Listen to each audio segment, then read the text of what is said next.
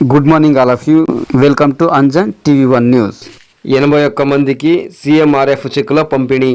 పేద ప్రజలకు వరంలా ముఖ్యమంత్రి సహాయ నిధి. 81 మందికి 21,09,000 CMRF చెక్కులు పంపిణీ. ఎమ్మెల్యే ఎంఎస్ రాజు.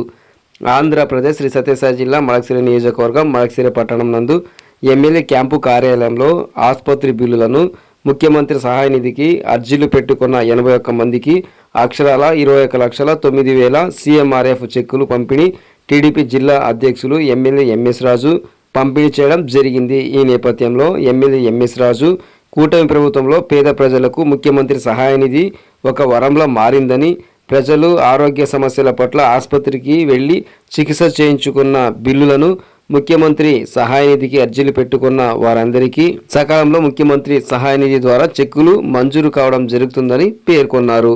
ఈ కార్యక్రమంలో జెడ్పీటీసీ సభ్యులు, సింగిల్ విండో అధ్యక్షులు, అన్ని మండలాల కన్వీనర్లు, చైర్మన్లు, నాయకులు పాల్గొన్నారు.